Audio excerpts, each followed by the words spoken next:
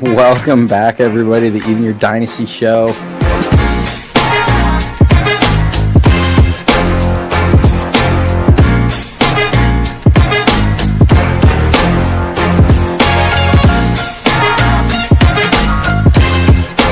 We just got breaking news in.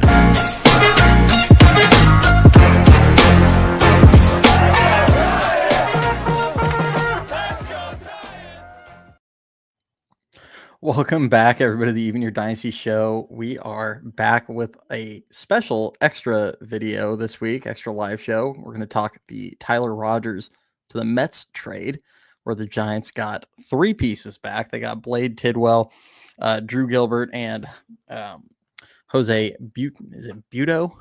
Butto? Butto? Something like that. If it was pronounced differently, but yeah, yeah. But I mean, with how the Giants have played, maybe it should be. But welcome, everybody. See everyone kind of starting to filter in. Already 50 deep, and we've been live for like a minute. So nice. That's going to be, I think we're going to have a good one tonight. We're not going to talk too much about the Giants' play in the last 6 games outside of they suck. And they're now selling because they went 0-6 on a homestand against the Mets and Pirates. I mean, they just got swept at home by the Pirates, who are one of the worst road teams in baseball. So see, we don't need to talk about the bad because for the first time since I don't know how long, we have a sense of direction. Yeah. We have direction at the deadline, guys. We're not here just sitting in the middle, just wondering which way they're going to go. We have a sense of direction for once, which is great. Yeah, I mean, we had. Sorry, my camera was mirrored; it was bugging me. Posey has already done what Farhan didn't for 6 years, and that is have an expiring contract. And I don't know, trade him when you're not looking like a contender. So, hey, credit to them; they made a big move. They've got more that are potentially, going to get moved. We'll dive into that a little bit. But yeah, first let's just jump right into the trade itself. So, from the first standpoint, it made tons of sense to move Tyler Rogers. As we mentioned, expiring contract. Nothing stops the Giants if they really are interested in bringing him back from attempting to do that in the offseason. It's not common. Obviously, it's happened a few times. I remember it happened with Chapman. I think Jack Flaherty just had that happen, where the Tigers traded him to LA and then he went back to Detroit.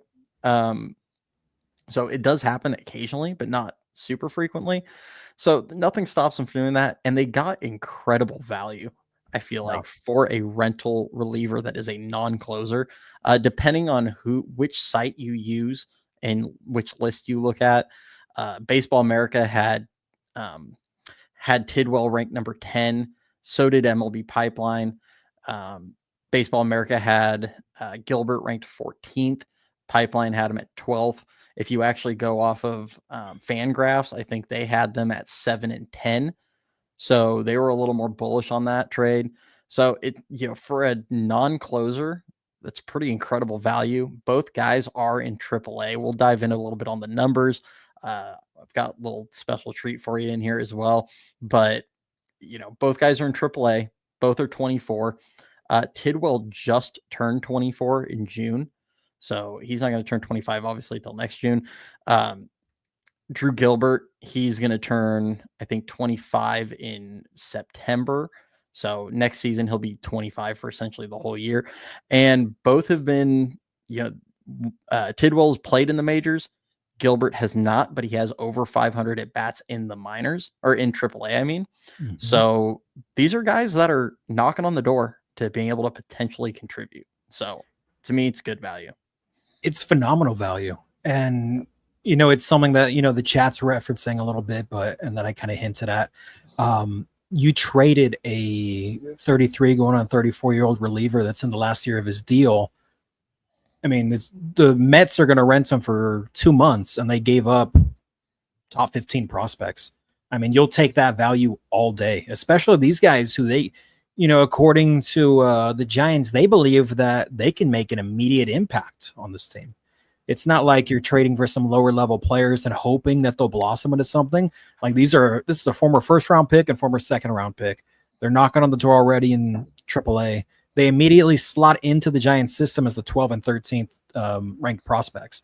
So it's phenomenal value. And it's something that, the three of us and a lot of Giants fans have been asking for, years now, is to one, have a sense of direction, and then two, capitalize on these guys who may or may not return with being to the final year of the deal and get some value from them. And I really think that Posey knocked it out of the ballpark with this. All love and respect to Tyler Rogers. I know some Giants fans have been kind of harsh on him. I've been harsh on him, but in the bigger picture thing, he's been a really great Giant and had a lot of clutch moments. So we're obviously going to be appreciative for that, but it's one of these things where, especially where the Giants are at this point in the season, you got to capitalize on his value while he still has it and get something before you lose him for nothing. So all across the board, I'm thrilled with the deal. I couldn't be more happy with it. Yeah. I mean, we would all have loved to get some top 100 prospects or anything like that, but that just wasn't reasonable for Tyler Rogers being on an expiring deal. And, they do have Camilo Duvall. We'll get into that when we talk about other people that could get traded, especially after the Duran deal. I could see Duvall getting them at least one top 100 prospect. I mean, I shouldn't say at least, getting them one top 100 prospect. Yeah. But, for what Tyler Rogers is, that is great value. And, like you said, you mentioned these guys could help immediately. I mean, they've talked about Tidwell as being a guy that they might potentially throw right into the rotation. Now, he has 15 career innings in the majors. He has struggled tremendously in those 15 career innings. But again, that is an incredibly small sample size. I don't sweat that too much. I'm going to go into a little bit about the players themselves here in a few moments. But also you have with Gilbert, I could see him being, potentially Yastrzemski's replacement, at least in the short term. These might not be guys that they think are going to be long-term, 5+ year starters. This might be, hey, let's see if we have something here for a year or two. They just might feel better about him than guys like Luis Matos or Grant McCray, which I don't blame them, because we're going to pull up the numbers and come some of the, like the whiff rates, chase rates, like the plate discipline, bat to ball skills, all that stuff. And you're going to definitely see that, like, Posey has a type. Yeah. And we saw a lot of what they drafted this year, and he just traded for a guy that kind of fits that billing. And, oh, by the way, he's also a good defender. Yeah. And has a cannon and is a good fit for right field. So I could easily see Matos is probably going to be odd man out there. And it's kind of an indictment on what Grant McCray has done this season. And I like Grant McCray, but he just hasn't made the necessary adjustments to really force that issue on getting a shot. Just too many strikeouts. So really going to be interesting what they do going forward. But do you have anything you want to add before we start pulling some of the details up? Just to emphasize that last point you made, added competition in your system is never a bad thing. You're going to put pressure on the guys to improve, sink or swim. So it's either they come and replace Matos and McCray, or they make Matos and McCray even better. And that's the way that you got to look at it. So yeah, like we said, and like a lot of GMs around the league have said, this looks like an ultimate fleece from Buster Posey. So I couldn't be more thrilled. Yeah. Nick says, bring up Gilbert immediately, shop Yaz, and if no one bites, release him, cut the dead weight. Yeah, I mean, Yaz has been a solid Giant, but like, it's time. Expiring deal. He's not the future. The team's falling out of it. There's absolutely zero reason to play a 34-year-old outfielder when you've got a guy with ample AAA experience that should get an opportunity. So let's just dive right into the numbers. So I'm gonna run this a little bit while we're going through this as I'm reading. Let me clear this. Thank you, Nick, for that, by the way. Yeah, appreciate you, Nick. Like I said, I've got a little something for you guys. And we're going to start off with Blade Tidwell. He's 24 years old. Like I said, he's a 2022 second-round pick. Down in AAA this season, he's thrown 79 innings, 4.1 ERA, 1.29 WHIP, 9.91 K per nine, .365 walks per nine, 0.91 home runs per nine. Question marks with him tend to be the control. He's going to get a look in the rotation. But he does have a very good fastball, sinker, and slider mix. He actually throws a slider with two different movements. He'll sweep it. He'll throw the gyro slider as well. Ooh, and they nasty. like him. Yeah, they like him as a reliever. If he doesn't pan out, if the control doesn't get that, he just swords that guy on that pitch. So that's kind of the breakdown of him. The fastball and sinker, they sit about 94 up to 96. Uses those two pitches nearly 60% of the time. And then mainly his other big pitch is the slider. He throws it about 38% of the time this season. Like I said, he'll move it two different ways though, so it's not just one movement that frequently. And the changeup is a work in progress. I know Nick mentioned that there. They're not super bullish on the way they graded his changeup. They gave him like a 40 or 45 grade, depending on which publisher you look at. But similar to Birdsong last season, when he locates it well, it's pretty nasty. And he does get some good chase down below the zone when he does locate it well. So like I said, kind of whipped that together for you guys. We'll pull this up as well. That's a lot of red, everyone. Yeah. when you look at this and the way they rate the stuff, they really like the slider. They like I don't know what the heck the ST is supposed to be on that one, but I'm not sure what that's supposed to be, but they like the slider. They like the fastball. Like I said, the command is the biggest question mark for him though. Does get a lot of whiffs, gets a lot of strikeouts. Walk rate's a bit high, but if you look at last year to this season, he did improve it quite a bit. So do like what I see out of this deal. I think it's a good deal in the sense that you feel pretty confident that he's going to be a major league arm. I feel like JP Martinez is going to have a lot of fun with this guy. Yeah, exactly. And I have a lot of faith in JP. He's probably the coach that I have the most confidence in on the Giants staff. So getting him a guy with plus stuff, I think is there's no negative to that. And like I said, I think it's going to be at least a major league arm at the minimum. And if he ends up just being a reliever, maybe he's a high leverage reliever at some point. And you essentially just replaced Rodgers at that, with a younger player, cheaper, team control, all that good stuff. So Nick says he thinks the ST is sweeper, which would make sense because I know that's one of the, I think that's kind of his preferred grip on the slider. Super Bob, sticker. Appreciate you, sir. Thank you very much. So that's what we got with Tidwell. I'm going to jump over to Gilbert. I'll pull his numbers as well. Cut me off if you got anything you want to add in there. No, you're good, bro. With Drew Gilbert, told you we got a few things here. You'll notice he pulls the ball a ton. I'm going to be pulling up the numbers here in a second. As far as like some of his percentages, that could potentially play really well in Oracle. Obviously, right center is a bit dead for home run power and things like that. But I noticed a couple things with these. Handles the high fastball decently well. Drives the ball both into the gap and down the line. So depending on where they line up the right fielder, this guy's pretty adept at using, especially his pull side. So, but also 2022 draft pick, first rounder. He was a first rounder from Houston. Got traded to the Mets in the Justin Verlander trade, which is kind of funny. 356 plate appearances in AAA this season. He's hitting 246, 784 OPS. That doesn't obviously stand out a ton.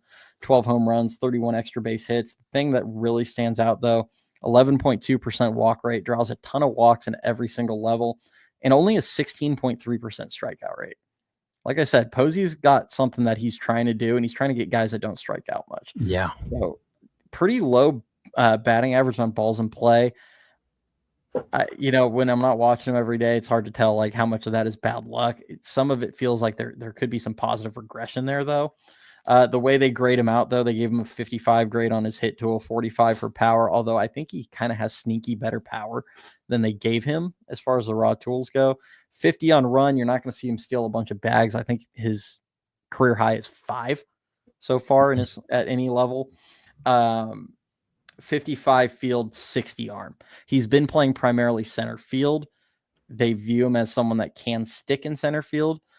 Probably not going to be the case with the Giants because they do have Jung-Hoo Lee, obviously.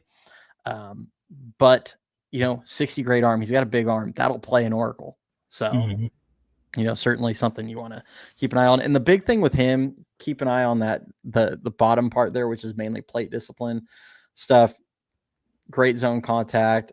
Doesn't chase a ton. Obviously, 76th percentile there. The whiff rate's really good at only 80th percentile. Strikeout rate's really good. Draws, he's been drawing a decent amount of walks in AAA, but that number has been actually higher at different levels. The pull percentage is pretty interesting. I would love to see guys that use the whole field more, but that is a way for a player to really tap into their power. And the fact that he's pretty high up there, both in pull percentage and pull in the air. And I thought it was pretty interesting that you look at all his average exit velocity stuff, and it's not super high except for his 90th percentile, which is really high. So it was pretty interesting. And like Nick says, you're going to have to go oppo a bit in this yard. He's got, like I said, sneaky power. And I really think this is a guy that could end up, starting almost day one. Like they assigned him to Sacramento already, but if they trade Mike Yastrzemski, like I think they're going to skip McRae. They're going to skip Matos. They're going to go straight to Gilbert with what they're trying to build. I want to be mad at it.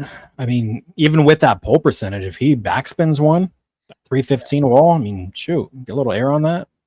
You can pop one out there, but we kind of talked about it earlier, personally, but I really think this deal in particular, just emphasizes the influence that Manassian has in these types of deals. This is a epitome of a Manassian type scout, in my opinion. So it's nice to maximize on some of these tendencies that you're pointing out, which definitely indicates the Giants have a type, and then two, maximizing on that in a killer deal like they made here. So, this, like you mentioned with Gilbert, I know you talked about it with Ricky and I earlier. He's definitely a guy that I can see making an impact this year, and sooner rather than later, depending on what happens tomorrow. Yeah. And to your point about Manassian, I mean, for those of you that remember when they hired him, that was one of the big things. I know all of us were kind of like, who is this guy? And the second I read into him, I was like, basically, this is what he did for Milwaukee. And what did Milwaukee constantly do when he was under, God, was it Doug Wilson? It feels like that was a Sharks GM. Doug Melvin. I was like, I think Doug Wilson was like the Sharks guy. But under Doug Melvin with Milwaukee is, he was the director of pro scouting. Well, his job is to know everybody's system top to bottom. And this is what he does. And this is why I felt like when they got him, the biggest strength of this team, as long as he's here, should be trades. And, obviously they made the big one for Rafi Devers. Who knows if that's going to end up being good or not. Obviously the team's record is terrible since they traded for him. I don't think that's really indicative on the trade. Let's be honest. Jordan Hicks, Kyle Harrison, they weren't helping this team win games. So I don't think that's the problem with the trade. Obviously Devers hasn't produced like we hope, but I think that will change at some point. But this is what he did. And multiple times, I'd have to go back and dig up some of the trades. I think he actually landed Carlos Gomez in one of the trades they sold off players. He did. A few others where I think they maybe got like Gene Segura and they got Josh Hader in a deal where they sold off. So he's got an eye for talent with other teams. Yeah. So I think that's something that I feel pretty confident having him as the GM as they look to sell off some of these pieces. Yeah, absolutely. And so far, so good, in my opinion. Yeah. I'm just, I know we'll dive into it a little bit more, but I'm really curious with, some of these insiders saying that the Giants are not committed to selling, where they go from here. I mean, today was obviously a pretty major move, organization speaking. You getting rid of a guy this last year of his deal. You got a couple more than the last year's other deals. Do you carry this trend over tonight and through tomorrow? Do you, like Ed said, do you try to compete still? Which route do you go now? And that's why I sent this to you earlier today in the group chat, which is pretty indicative here. So you guys can read it, but I'll just touch on a little bit of this. A lot of Giants fans and baseball fans have speculated moving Robbie Ray. He would obviously get you a haul and a half. I don't know if that's going to go down. They made Verlander available in the trade block, apparently. That was announced officially. So, and that was also pretty telling when, he didn't want to speak with reporters last night. Who knows if he asked for a move, but he's definitely on the trade block. And then guys like we've been talking about, Yaz and Wilmer. I mean, they're in the last years of their deals. There's no future with them on the team. They've been great Giants. It's going to hurt a lot of fans to see them go. But much like with Tyler Rogers, you got to capitalize on their value while they still have it and while you can still get something for them before they're ultimately gone in 2 months. So that can definitely help you not only this season, but in the future and going forward, especially stack up your farm system a little bit, clear some payroll, like they say on there. It'll open up some opportunities, get extended looks for some players. So, I mean, in my opinion, those are two guys you got to move. And probably the biggest one that's likely to get moved tomorrow, Camilo Duvall. So lots of murmurs about him, lots and lots and lots of them. So this might have been the last time that we see him, but you can get an absolute king's ransom for him. You see what relievers are getting in the market right now. You can absolutely get, like we touched on earlier, a top 100 guy and maybe another mid-level prospect, or even a top 10 prospect and a top 100 in their system. I mean, you can definitely get a crazy value for him. But yeah, I saw they just got Mats, bro. That's wild. Reporter Rick from the pools of Mexico with a margarita in hand, reporting that the Cardinals got a mid-level prospect with Steven Matz. As you guys are aware, Ricky obviously is not here. He is on assignment right now. Ricky, how many notifications did you have when you got out of the ocean, bro? Yeah. Your phone must have been overheating. He comes back into the chat and he's like, "What the heck did we get for Tyler Rogers?" Like, hey, bro, you missed 4 hours ago. You missed some stuff. Man, it's super funny. Clayton, I saw your question on Diego Cartaya. Former top prospect, has kind of flamed out in multiple stops now. I have low expectations, but I think it makes perfect sense for the team to grab him and just put him in a very thin position group in the organization. And if he happens to blossom, found money. No, Ricky. Yeah. Don't put that evil on me. Don't you dare put that into the universe. But to the point of the article here that Dan sent us, I do think Verlander is going to move. Like, I think they're going to trade Verlander for whatever they can get. It's not going to be much. It's going to be some lottery ticket prospect down in the lower levels probably, and that's fine.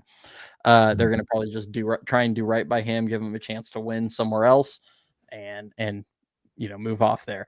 Now, the Yastrzemski and Flores ones, they make a lot of sense to just do because of where the team's at and their expiring deals. Mm-hmm. Would it shock me if they don't trade him? No, unfortunately. Maybe I just have PTSD of them never moving these guys in the past, and Posey Manassian, I should give them the credit there, but they should. And Doval, I think that is the one. Reports are that the asking price for Doval is incredibly high, especially after some of these other deals. Let me cut you off for a second. Guys, chat, everyone.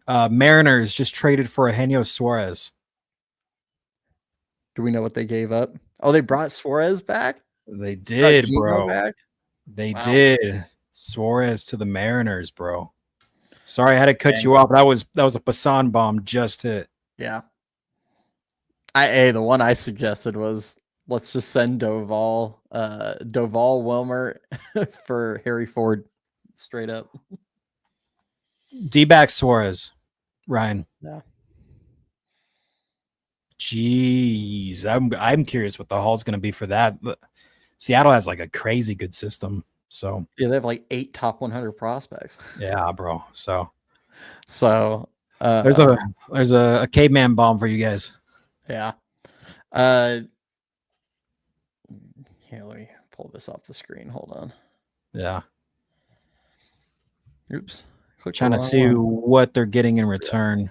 Would you consider a buy low on Bieber like they did on Ray and hope for the best? You know what? So for the reports that are out there, it sounds like the Giants aren't going to be buying anybody, at least not rentals. I think he's under contract for another year. Is that correct? Correct. So, they could take a chance on him. I know a few people have mentioned like try and get Bieber and Quan. I just don't think they're going to do anything that requires them to give any kind of prospect capital up. Maybe Bieber you're willing to do for, as a buy, like this guy, like G says here, as a buy low. But I'm not sure about that. I have a feeling that the Giants just aren't going to be looking that route. I'm not against it. That's for sure. Especially if you could give up one of these like AAA arms or something like a Mason Black or a Trevor McDonald type. They just obviously took Carson Ragsdale off the 40 man, but if he ends up hanging around, if you trade guys like that, I probably wouldn't be upset about it. But I don't think that's the direction the team's going to go. So. Yeah, especially like Nick just mentioned, that 1 year left, it's a player option for 16 mil next year with the 4 mil buyout. So it's like it gets a little finicky, especially with that option. So you don't want to overpay for that and end up renting the guy. So yeah, I mean, unless you're able to like package him into a deal, then I'd maybe consider it. But yeah, that option just makes it a little iffy. Would be Mackenzie Gore price in your opinion? Way A more lot. than the Giants are going to pay. He's going to be expensive. He's young. He's good. He's under contract for a while still. I don't see the Giants buying guys. Like that's the reality. I know Ed asks in here.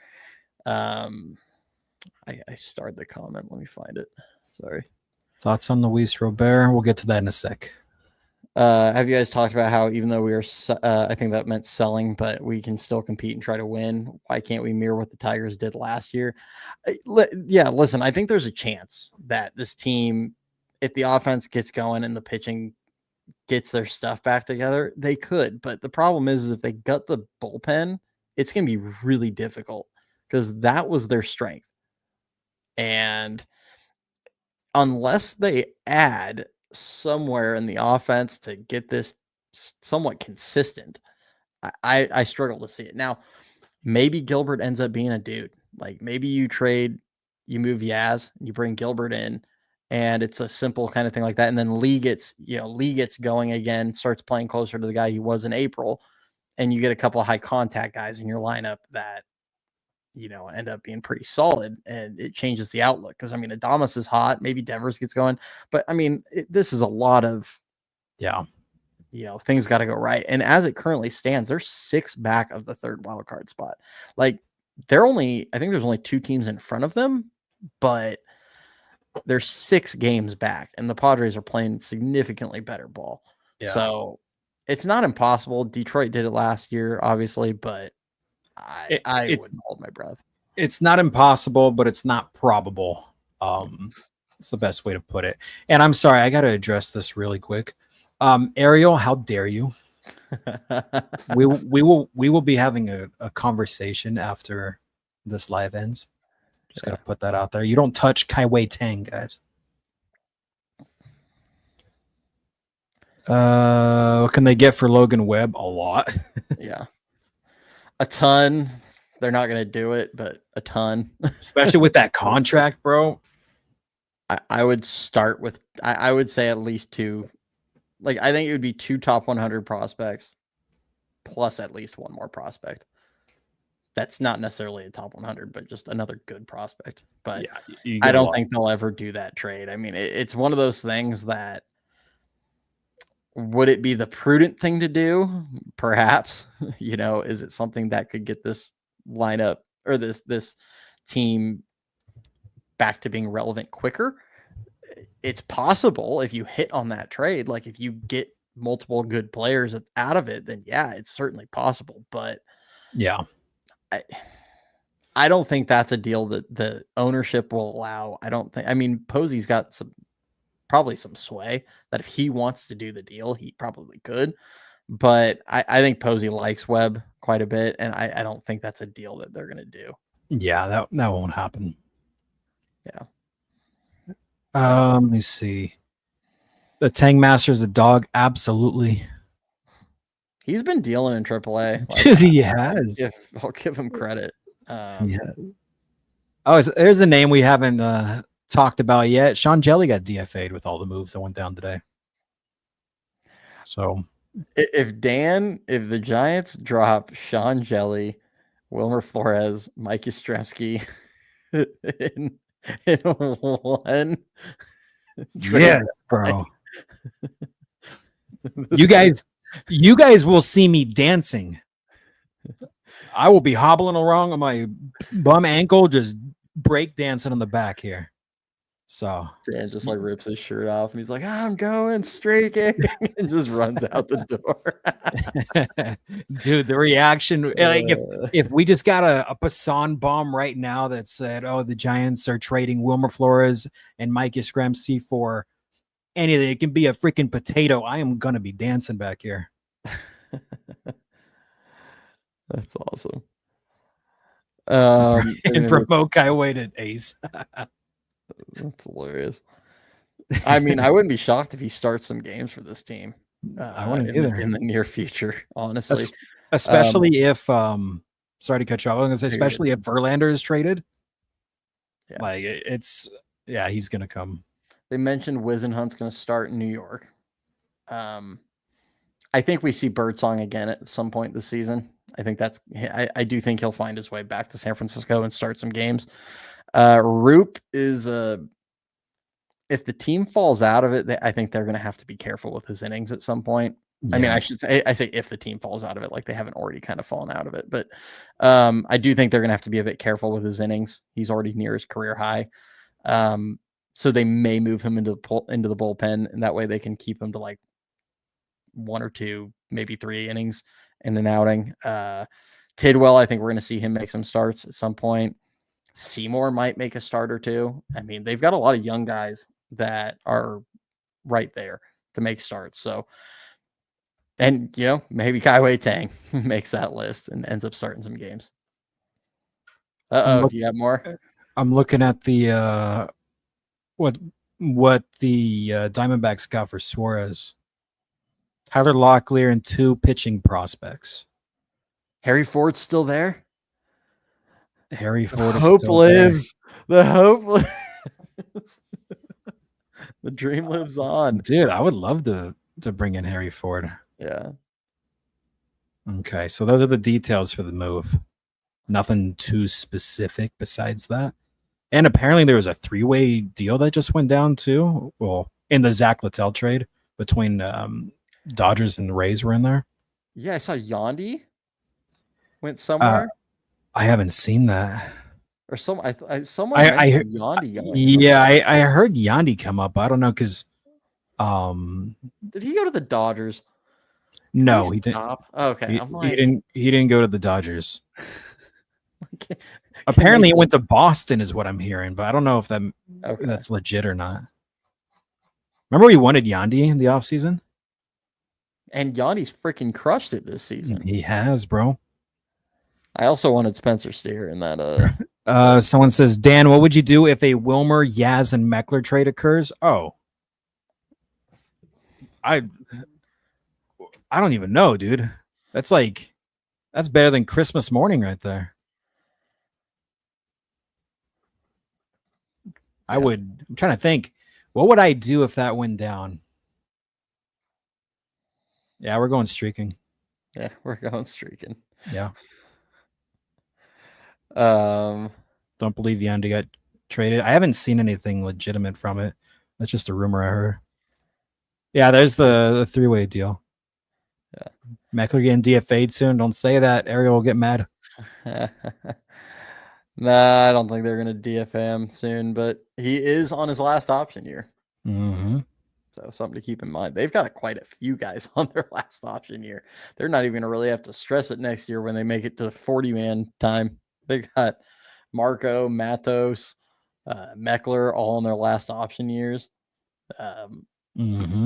Could see all three of those guys off the roster here in the not too distant future. But before we continue with anything else, we have like 370 of you guys in here. So I didn't even realize that. Jeez. Yeah, I didn't either. I mean, this is going crazy today. So you guys are phenomenal.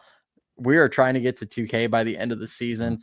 That might be a little difficult because the Giants are making that difficult on us, as I feel like fan interest has been at a rapid decline for the last 3 or 4 weeks because of their, we'll call it piss poor play on the field. But that's a nice way of putting it. Yeah. Yeah. I almost had a bag on my head coming into this show today. I just thought I'd let everyone know. Yeah, he had a plan and everything, guys. Yeah. But due to that, but anybody that is watching, if you do enjoy the content, please do hit that like, hit the subscribe, all that good stuff. If you're on X or anywhere else, jump over to YouTube, hit the subscribe on there. It helps for the channel growth. Like I said, trying to get to 2K by the end of the season. If we do, well, I mean, we're going to do a giveaway at 2K regardless of if we make it there by the end of the season or if it's, during the off season, but it'd be really a lot cooler if we can do it. That it would. So, guys, what that means is you take 90 seconds, you share the channel with your neighbors, your cousins, your parents, your siblings, your coworkers, your ex-girlfriends, ex-boyfriends,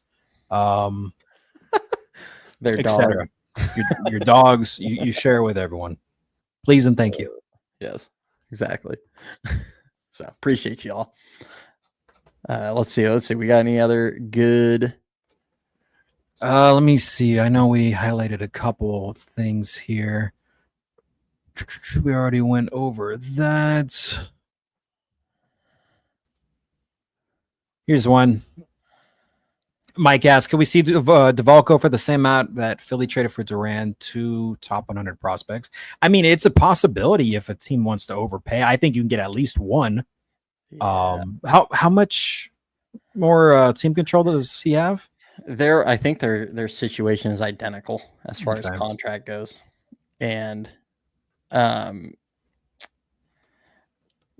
Duran has been a pretty consistently better reliever. I mean, you're looking at a guy with a 2 ERA right now, so I don't think we're going to get that unless a team is incredibly desperate. But I do think that indicates that one is on the table. And I did not think they could get one prior to some of these other, prior to that trade. I did not think one was even on the table. When I see 2 going, I think the Giants could get one for Duvall. Yeah. And I think that's even more of a reason to deal him now because you can, now his value just increased because of that trade. So, and the Giants aren't desperate to trade him. Exactly. Like they got the other part of it. They can just hold on to him if they want and maybe move him in the offseason, maybe hold him into next season and go, hey, you know what? He's a good reliever. We're still trying to win next season. They're not desperate to move him. So it's going to take a team coming in and blowing them away with an offer. And they're in the driver's seat on that deal. So exactly. We'll see. Yeah, we will absolutely see. See anything else that we got good in here? Who's better, Gilbert or Matos, guys? Beauty is in the eye of the beholder. Yeah, I mean, Matos. The crazy thing, Matos is still younger. Is he really? Jeez, like a year. So, I think Gilbert is more likely to stick in San Francisco at this point. Yeah. I just want to see somebody get an extended look that's not named Mike Yastrzemski. Like, that's just the reality. He's a cockroach. You can't get rid of him. Bro. Him and Wilmer. Team just can't do it. Jeez. And I don't mean that like disrespectfully to the guy. It's just like the team just refuses to move off of them. Luis Robert Jr., thoughts? We have mixed opinions on Luis Robert. I like the guy. I like his potential. I like his ceiling. his floor is very, very scary for how much his option is next year and the years after. And Chicago is going to want an arm and a leg and a half to trade for him. Now, if you're able to get him for cheap, sure, I'm willing to take a chance on hoping he can replicate himself from a couple years ago and end up, being a good value at that 20 mil price tag next season. That being said, you're not going to get him cheap. And if he falls back into his tendencies from 24 and, the first 4 months of 25, it's not going to look pretty. So that's the best way I can describe it. Yeah, I mean, my thoughts on he has shown at times that he can be down ballot MVP candidate. Mm-hmm. He's also shown at times that he's borderline unplayable. The one thing he does have going for him, he's still great defensively, and he still swipes bags when he gets on base. But the strikeouts are just a massive problem. And I look at this team and I go, is that going to solve anything if he comes in here and he's not hitting, 38 homers with 30 plus stolen bases like he did, I think, in 2022. If he doesn't do anything like that, if he's just striking out 30+% of the time, it's like, great, that's more of what we already have. So I don't know how much it helps. It's going to help. It would help the defense at the very least. But yeah, and the one thing about the contract for him is they are club options for the next 2 years. Mm-hmm. So the Giants could move off of them basically at any point very easily. So that part gets a little, I don't know. If they did trade for him, I'd probably be like, all right, well, we know what he can be and he's capable of. So that's exciting. But also, he doesn't really do it for me at the end of the day. Benches says right-handed power bat is going to be Luciano getting called up. I mean, maybe they do it. Maybe they try and give him a look, give him 50 games to, hey, prove that you belong here. But I think it's just as likely that he's either traded now or in the offseason. I'm surprised we haven't heard rumors about him this week. Well, he went on one of his power surges for like 2 weeks, and then he kind of just slipped back into his normal hitting 220, striking out ton, drawing some walks, and that's about it. He hasn't really done anything. Liam says, will Buster go for a second baseman? I think that's TBD. I think he's not going to try and add one right now, but TBD based on what Casey Schmidt does for the next 50 games. Mm-hmm. I think they're going to give him a look, and if he inspires confidence into the offseason, they might feel good enough to roll into next season with him. If he falls on his face, they'll try and they'll try and address that in the offseason. Yeah. But I don't think they're going to do anything right now. Yeah, I think they're pretty much set. Casey's proved himself defensively, and he's shown more than enough promise with the bats. So I don't think they need to make a move right now. How funny was it yesterday when Tyler Rogers just decides to not watch Casey Schmidt throw to him, and then Casey just drilled whoever the runner was? Bro, what was that? Yeah, I don't want to talk too much about all these base running blunders, but my goodness, I feel like I joked about it last week, but now it's not a joke. I'm like, these guys get into Tim Lincecum's weed stash, be hidden before the games. Like, bro, what is going on? I don't get it, man. But the sad thing about that play, if it doesn't hit the runner and that ball gets away, that's going to be an error on Casey Schmidt. You know how backwards scorekeeping is? That he can throw a ball that literally goes chest high, like a foot to the right of Tyler Rogers, and drills the runner. But because Tyler's looking this way like that when the play happens, it would have been an error on Casey. I hate scorekeeping sometimes. Like, can we bring common sense to this? If only. God. If only common sense was common. It's like the sun balls when a guy loses one in the sun. And they're oh, I can't see it. And it drops right in front of them. And they're like, oh, that's a hit. And I'm like, no, screw that. Care if his glove didn't get on it. It's an error every day of the week. Absolutely. Yeah. God. Oracle scorekeeper's the worst. Not wrong. Not wrong at all. Yeah, I agree, Jeff. This is pretty much how I feel about it. Like I said, if you can get him for cheap, I'm all for it. But you're not going to get him for cheap. So why even bother entertaining it? Honestly, now that they got Gilbert, I don't even want him like at all. Like with Luciano not doing anything, with Matos really not doing anything to earn the playing time. McRae striking out too much. I'd have been like, if they got if they got Luis Robert Jr. and they're, we're still in contention, I'd been like, all right, we've seen what he can do. Yeah. Like, that's fine. Like, take a shot. I don't care. But now you got Gilbert and you're falling out of it. Don't even bother. Just don't. Yeah. TC, we mentioned him briefly in the beginning, but haven't really, dove too much into him. I know Ricky's pulled some numbers for him though. Yeah, I mean, so Jose, he's got 47 innings this season, 3.64 ERA. I think I saw someone mention over the last 2 years he actually has a sub-3 ERA. Yeah, I saw that somewhere. Doesn't strike out a ton of guys. His whip's a little bit higher than ideal. It's 1.38. Does the one thing that I want to highlight though that he does really well is he keeps the ball in the yard. 0.38 home runs per 9, which is very good. And now he's in even bigger pitcher's park. So that's pretty impressive. 4-pitch guy. He actually throws all 4 pitches fairly frequently. With his fastball, he'll 4-seam it, he'll sink it. Throws that. Between the two of them, he throws it about nearly 50% of the time. Then mostly it's a slider, 36%, and then a changeup at 16%. So there is your brief Jose Butto. This is the best way to describe Jose Butto. He's better than Ryan Walker this year. I know, low bar, but do with that info as you wish. Gilbert has no options, Joe says.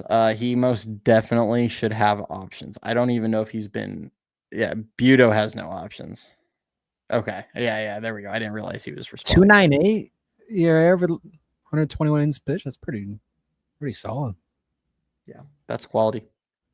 So, yeah, I think it's a good find. I mean, you got a major league reliever in return for your major league reliever, and this one is under contract and cheap. So, is he as good as Tyler Rogers? No, but can he be an effective like middle relief option? Absolutely. Potentially. And yeah, exactly, Mike. Gilbert has not made his debut. I don't think he's even been added to a 40-man yet because he was a 2022 college draft pick. That means he's only in his 3rd year. That means this offseason he would need to be added to be protected from the Rule 5. And I do think there's a chance they just add him this season anyway. And then, I mean, obviously this year would end up counting as one of his option years, but then they would still have 2 more years of control before they would hit the crap or get off the pot phase with him. So, yeah, I was just going to touch on Butto a little bit. Ariel, thanks for sending that thread. He has 4.5 years of team control. Yeah. Granted, no options, but 4.5 years. 7. Yeah, man. So now that we're kind of talking about that, that is something that supposedly the Giants are really prioritizing with these trades is they're trying to get guys that are either in the majors already or in AAA. Like they want guys that can impact nearly immediately. So it does indicate that this team's not going to just go full sell mode. I don't think the Ray deal is going to happen unless they just get blown away with guys that are like can contribute right away. And they're not just like punting 2026. Yeah. And, Posey clearly thinks, hey, we can win next season. Let's just stock up and build.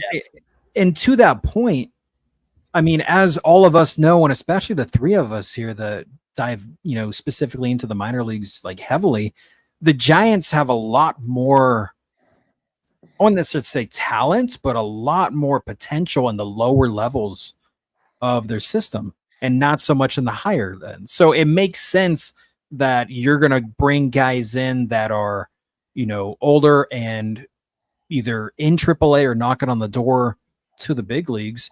It gets you a little bit more balance in as far as your system is concerned. So I'm all for it. Yes, pretty much, Rob. Bahamas adjacent. Yeah, Bahamas adjacent, but he's probably got a Mai Tai in his hand right now. Yeah. laughing at us for having to be the ones that go live for this. And we'll be live tomorrow. Yeah, we're still going to do it tomorrow. We're going to talk the remainder of the trade deadline. You know, this we're gonna wrap this up probably in about 10 minutes. We were gonna keep this one pretty short today because we are gonna go live again tomorrow. So if you guys do have anything that you want to touch on, definitely add it. One thing I do want to shout out, because we did obviously I put out the minor league update yesterday. I did not mention this because we did not see it until afterward. But shout out friend of the show, Xander Darby. Yes, Got sir. promoted up to Eugene. And hit a home run in his second at bat in Eugene. So shout out to him. Charlie shout out Don if you're watching. Don, the man. I was gonna say shout out Charlie. He moved up too. Yes. I chatted up with him last night, so congrats there. But yeah, there's a lot of moves that were made. A lot of call-ups, so I'm really happy. Yeah. Shout out Bo Davidson. Shout out Bo, who is a dick to scoreboards. And he does not like scoreboards. Crushed one off the scoreboard. Dude, he pimped that home run too. He struck a pose and everything. Did you watch the pitcher? Go back and watch that highlight and watch the pitcher who he didn't like yell anything at Bo, but I feel like he kind of gave the nod of, yeah, you got me at Bo as he was going to second base. Like he got the ball back, turned around, and you could see him kind of going, I was gonna ask if he pulled a Yamamoto and just put his head down. Yeah. Davidson does have aura. Unlimited aura. Him and Dakota. Those two. Mm-hmm. Ventura too. God. Yeah. Desperately needed. Yeah, we need some swagger. Yeah. We got Adames. It's about I bet Devers does when when he gets going. I'm sure he does. And you know, hey, we if all else fails, we can always have Elliot Ramos pimping a walk. There you go. Even when it's strike three. Yeah, we don't talk about that. So yeah, there's always that. There's always that. But let me see. What else are we gonna dive into? I was hoping that we'd get a Passan bomb for the Giants tonight, but I think they're gonna go down tomorrow. Who are we playing tomorrow? Or is it off day? Off day tomorrow, and then it's Mets and then Pirates again. But the Reds. So today might have been the last time we get to see Yaz and Wilmer. I'm so sad. Oh no. I think Eldridge isn't getting called up in August, but in September for a taste. Yeah, I mean, so honestly, with the team out of it, I wouldn't be shocked if they just don't, because it's just an extra year of. I mean, I think the idea is when they do bring him up, that he'll never go back down. I think that's the goal, obviously. Like they don't want to have to worry about option years. But as we've seen many times, sometimes you need them and you just never know when you will need them. Especially if they're rushed. Yeah, because there's no guarantee he's going to come up and just kill it. Now, hopefully, as it has been kind of my constant message, any of the young players, they bring him up, they give him a huge runway, and he figures it out. But they don't always do that. So I don't know. I have mixed feelings on that. Part of me is like, you know, bring him up. Make sure you don't bring him up early enough to where he's going to lose rookie status. I think the prospect promotion incentive is too important to at least attempt to get. But, you know. And I was going to say, they asked Posey about this just this past week, and he straight up came out and said, look, we're, you know, obviously excited with what he's doing. He's been on this massive power surge lately, but he's young. He's 21 years old. Like, it's going to take him and any, you know, system guy that's knocking on the door. We need them to break the door down. Like, Posey said that pretty much verbatim. So, you know, if Bryce continues hitting 6 home runs in a week over the next month, yeah, he's probably going to come up. But there's no immediate rush or urgency to do so, especially with the team being this far back and under 500 at the All-Star break, or not the trade deadline. I mean, there's not really a sense of urgency to bring the guy up. I mean, if you're out of it in mid-August, leave him there to just develop some more, bring him up, opening day next year. But it's really just dependent on how he continues to mash and where the team's at here in a few weeks. Yeah, absolutely. Today he went 1 for 4 in a walk, 1 strikeout. I think one thing that has been really encouraging, we've brought up his strikeout rate down in AAA. It's sitting right about 30% at this point. Mm-hmm. But I think I messaged you guys about it that, yeah, you're looking at just a hair over 100 plate appearance sample size, and it's 30% ish in AAA. But if you go back over his last like 60 plate appearances, he's only at like 23%. Yeah. So it's much better. Mm-hmm. Again, small sample size, but the whole thing is a small sample size. So could be a sign that he's kind of turning the corner a little bit. That's been his MO. I mean, he doesn't start fast necessarily at every level, but he figures it out. And that's the most encouraging thing and why I'm such a believer in him. So absolutely. I just want to touch on this. Luis says that's the problem. We keep prospects in the minors too long. On the contrary, under the prior regime, you had guys that are being rushed up 2 years early. I mean, Wade Meckler is a prime example. I know I bash the guy a lot, but there's a reason for it. It's because of him being rushed up probably 3 years before he was ready. So now you're burning a spot on your 40-man and a guy that's not ready for the big leagues here. So, I mean, you saw that on multiple occasions with a couple guys. Yeah, I feel like their biggest thing, my biggest bugaboo with the prior regime was. Oh, looks like Cody might have froze. See if he comes back.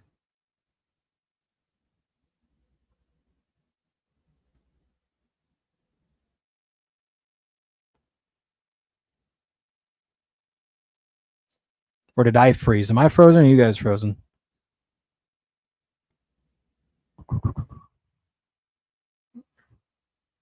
Yo-yoing players. Yeah, absolutely. Cody is? Okay, thanks for confirming. Let me cut him off real quick. I was like, bro, the chat's not moving and he's frozen. I was like, hang on. What's up? All right, we're going to just remove you really quick. There we go. All right, anyways, thanks for confirming, guys. Appreciate that. Really quick, Nick, thanks for the 5. Appreciate that. You'd be fine with bringing him up in September. He's no longer in danger of exhausting. Yeah, I mean, in an ideal world and situation, you absolutely want to do that. At least give him a taste of the big leagues. Oh, I'm huge. Oh, I'm small. Or I'm going right here. Okay. Anyways, saw a thing on Baseball America's channel and it said that Bryce has a really difficult time hitting the changeup. Yeah, I mean, that's been one of his biggest, I wouldn't say flaws, but definitely one of his critiques when it comes to, breaking ball, changeup. Some of those, he's got a little bit of swing and miss tendencies with them. And that's something we kind of talked about in the past where, he's a big guy. He's 6'7".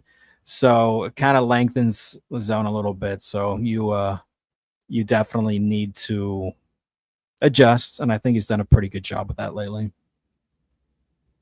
They don't give players long looks. Schmidt, Matos, Fitz, Lucy, short stints. Yeah, that's the thing. It's either,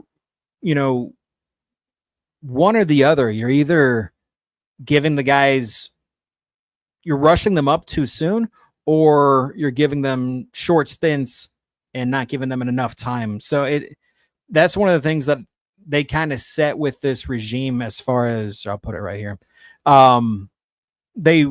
They want to take their time developing these guys. So I think, they came out and made that a point with Buster and Randy. So they want to do right by everyone.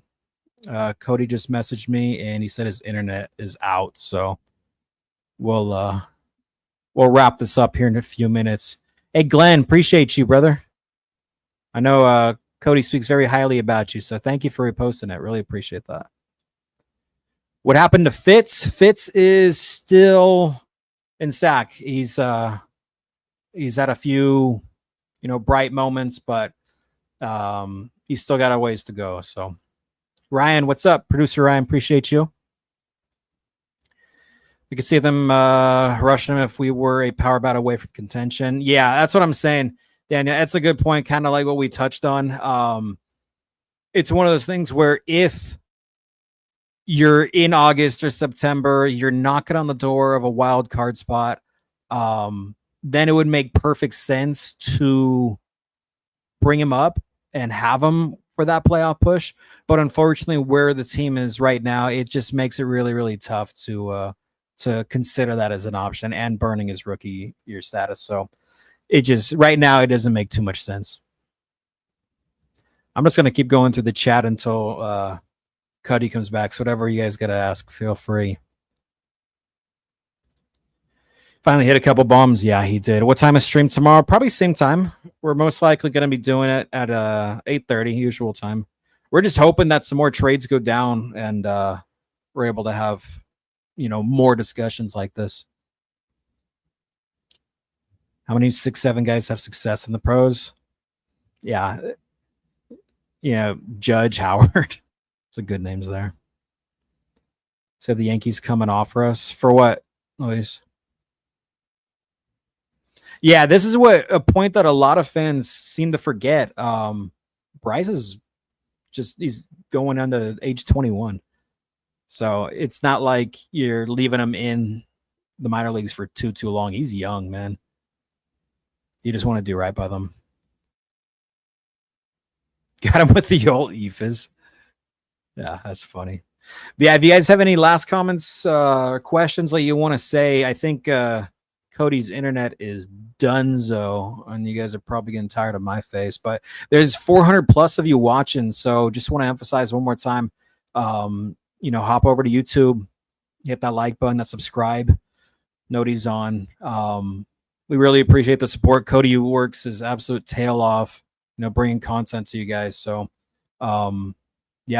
we really appreciate the support you guys been showing. Let me read some of these, especially with Bryce struggling versus breaking stuff. Don't rush the kid. Yeah, absolutely. Absolutely. You guys are dope. Glad I found you on X. Thanks for the info. Yeah, Dan, appreciate you. Case will be our new Junior Phillips. Who needs a lefty outfielder and bench bat? A few guys, man. Bryce isn't a speed guy. He's a power guy. I don't need him to have speed. That is absolutely true. You guys are awesome, Dan. Check you tomorrow. All right, Rob. Have a great night, brother. Yeah, I'm going to be ending this here in just a couple minutes. Just want to see if you guys have any last questions, comments, concerns. We will be live tomorrow at 8:30 on the dot, going over the rest of the trade deadline. So be sure to tune in for that. Taylor, we really appreciate that. Thank you so much. That means a lot. We work hard, man. Be sure to follow Ricky on Instagram. He posts multiple a day about everything Giants related. So at sfgiantscove, if you want to check him out. And then obviously, we do our live shows on here every Thursday. So even though we went tonight, we're still going to do it tomorrow. And then Cody did just drop the minor league update for the week if you want to check it out. What do you think Quan would cost? That's tough because, his contract is really, really team friendly. And especially with the year that he's having,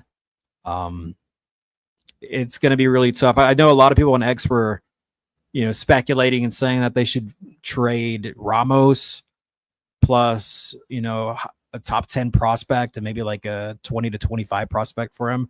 I think that's a little excessive, but if they decide to move him, I kind of talked about it last week. It's going to turn into a bidding war with some teams. So somebody's going to pay quite a bit for him. He's going to be pretty expensive. See you tomorrow night. All right, Tom. Have a good night, man. No Eldridge and Quan deal. It's going to cost Ramos. Yeah, you're going to give up a guy like Ramos, and then you're going to give up one of your higher potential guys that's in the 5 to 10 range. It's not going to be pretty, to say the least. Team is awful hitting, not making the playoffs. Joe, we're hoping they turn that around. They've been super inconsistent, so hopefully they bounce back, but it's definitely hard telling. It's weird because this team has they have potential. Clearly, we've seen it. They've got the talent as far as what's in the lineup. It's just weird that I think I saw someone posted on X earlier, like, you've got guys like, Chapman, Devers, Ramos, Adames, Lee, all kind of, stepping it up individually, but you just can't put it together in the grand scheme of things. So it makes it tough, man. If relievers are going for this much, imagine what an outfield with control. Yeah, man. That's the thing.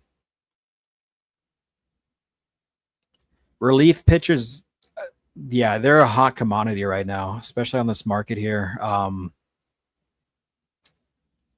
You saw what Giants got for Rodgers today, and that's more than I thought you get for him. So, do you think it's team chemistry? I don't think it's team chemistry. The team seems like they get along very, very well. Adames is always super happy.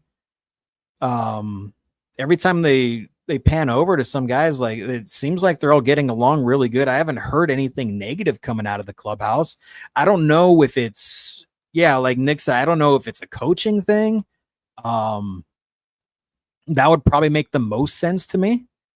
But yeah, there's some sort of disconnect, and it's kind of telling when, they have the press conferences post game with Bomel, and he's just kind of at a loss for words.